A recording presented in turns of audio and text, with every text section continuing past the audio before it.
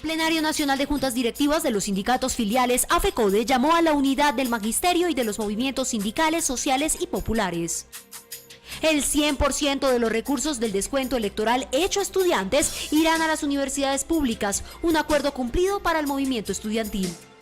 Junta Nacional de la CUT, que sesionó el pasado 28 y 29 de enero, ratificó su compromiso con la defensa de los intereses de los colombianos.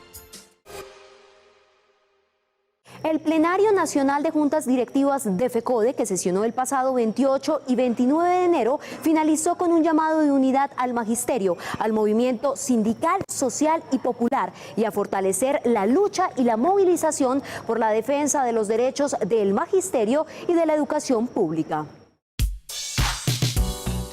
Durante 2 días, los integrantes de las juntas directivas departamentales de FECODE se reunieron en el Centro de Convenciones Ágora en Bogotá. En este plenario de junta, la Central Unitaria de Trabajadores estuvo presente y socializaron un informe general de los objetivos alcanzados durante el 2019 y los grandes retos que vienen para este año. Además, se llevó a cabo un panel de análisis, coyuntura política, contextos y nuevos escenarios, el cual estuvo dirigido por el senador Wilson Arias y el abogado de la Universidad Nacional, David Flores. La Junta Directiva Nacional de FECODE presentó el balance y la evaluación de la fase de implementación y cumplimiento de los acuerdos firmados con el gobierno en mayo de 2019. Se plantearon estrategias y dinámicas para continuar con la movilización social del pueblo colombiano, que inició desde el pasado 21 de noviembre.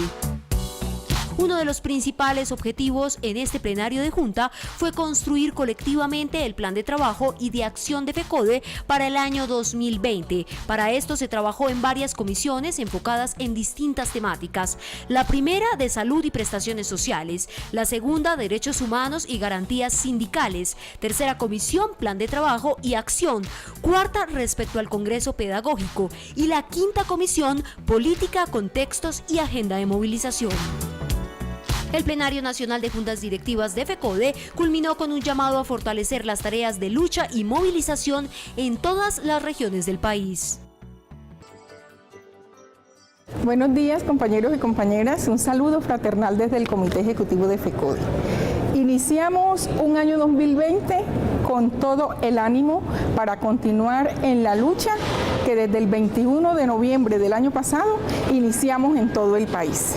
Nosotros estamos en estos momentos mirando cómo el gobierno nacional ha venido dejando caer su careta desde el año pasado, cuando trató de desprestigiar ese movimiento social para desvirtuar la lucha que nosotros empezamos a adelantar en el último trimestre del año pasado. Y resulta que hoy el gobierno nacional es el que está quedando como mentiroso ante toda la nación, porque se ha demostrado uno a uno de sus acciones cuáles fueron las mentiras, quién era el mentiroso en este caso. El año pasado aprobó el holding financiero, aprobó la reforma tributaria, aprobó por decreto el aumento pírrico de un salario mínimo y además de eso, este año ha venido proponiendo unas reformas, según ellos, estructurales, laboral y pensional, no para mejorar las condiciones laborales y pensionales de los trabajadores colombianos, sino por el contrario, son reformas regresivas. Los educadores colombianos tenemos que salir a rechazar la política educativa del gobierno, tenemos que salir a exigirle al gobierno nacional que se aumente de manera real y progresiva los recursos del Sistema General de Participaciones y que se concerte de manera rápida lo que se acordó en mayo del año pasado, que es esa reforma constitucional para garantizar los recursos que financien adecuadamente la educación pública. Entonces, compañeros y compañeras, es un año de lucha, es un año de pelea y es un año de continuar en el proceso de desenmascarar a este mentiroso gobierno de Iván Duque. El pasado 28 y 29 de enero se realizó en Bogotá la Junta Nacional número 65 de la CUT. En ella se realizaron exposiciones sobre temas coyunturales y un panel sobre la situación política actual. Aquí se presentaron informes muy importantes en donde se demostró que el paro que hemos denominado 21N, ha sido un éxito, fue un éxito con todas sus acciones, sus cacerolazos, la parte artística, las marchas, en fin, las diversas formas generaron gran movimiento social donde participaron los jóvenes, los estudiantes, los trabajadores, los sectores informales, los sin empleo. Las subdirectivas contaron con un espacio para socializar las acciones realizadas desde las regiones para rechazar las políticas y reformas que pretende imponer este gobierno. El gobierno nacional va a implementar estos proyectos de ley en el Parlamento. Pues esto denota es simplemente que la mermelada le ha funcionado al gobierno. Porque si no tuviese el acuerdo mayoritario en el Parlamento no la sometería para un posible hundimiento. Creemos que es un desafío que le está haciendo a los sectores populares, a los trabajadores y en general al país al querer implementar unas reformas que van en contravía de los criterios y necesidades de los colombianos. En la Junta Nacional se definió el plan de acción para el 2020, el cual estará enmarcado en seguir desarrollando acciones tendientes a mejorar las condiciones en los municipios, a fortalecer los comités regionales de paro, a implementar acciones de concientización, de educación y pedagogía alrededor de temas como la reforma laboral, pensional, tributaria, el tarifazo nacional y por la defensa de la protesta social. Los líderes sociales, los sindicatos, la oposición y en general quien habla y actúa en contravía de los gobiernos neoconservadores son objeto de las Águilas Negras, grupo que panfletea, intimida con sus palabras escritas y telefónicas. Hay denuncias, noticias, casos desgarradores de la aplicación de la teoría del terror para inmovilizar y sin embargo nadie investiga el origen de las mismas. Todo bajo un manto de impunidad y complicidad. Las Águilas Negras como estructura genuina no existe. No hay campamentos, no hay mandos y la última estructura armada se conoció en 2011. De 2011 hacia acá, eso desapareció. Entonces, en eso estamos de acuerdo con el gobierno. Lo que sí es claro es que hay alguien que está detrás de eso. Segundo, hasta hace unos meses las Águilas Negras la utilizaban el Clan del Golfo cuando quería que no se supiera que iban a hacer una masacre. Agentes estatales, como en el caso de Caquetá, que hubo militares que se hicieron pasar por Águilas Negras para amenazar líderes sociales, o sicarios que no quieren que los identifiquen. El problema es que como el Estado colombiano dice que no existen, no investiga más allá. La pregunta ha sido desde hace varios años, ¿quiénes son las Águilas Negras? ¿Dónde están? ¿Quiénes las soportan económicamente? ¿Cómo alimentan sus amenazas? ¿Por qué aparecen con fuerza en gobiernos de derecha y enfilan sus ataques contra quienes piensan y actúan desde la disidencia argumentativa y no violenta ni belicosa? Es un grupo sin campamento, ni ubicación establecida. Nadie sabe cuántos hombres son y si tienen algún tipo de estructura. Es un velo de incertidumbre que ampara la falta de investigación estatal.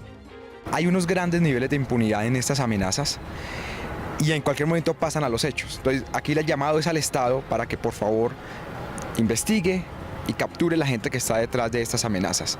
Este es un país que en este momento tenemos casi un líder social asesinado por día. Este 2020 arrancó terrible. FECODE y el Comité Ejecutivo ha sido víctima del terror de estas amenazas. Los líderes sociales, los maestros, Ariel y autoridades locales, entre otros, que cuentan con protección. Pero ¿qué pasa con aquellos que están desprovistos de estos recursos? Quedan a la merced de una fuerza anónima que se ha fortalecido por la impunidad, la falta de interés para esclarecer si es o no una organización. Un saludo cordial, fraterno y renovado a nuestras maestras y maestros y a nuestra comunidad educativa y sociedad en general. Comentar que el pasado 28 y 29 sesionó nuestro plenario de juntas directivas con la participación de 350 compañeros de todo el país.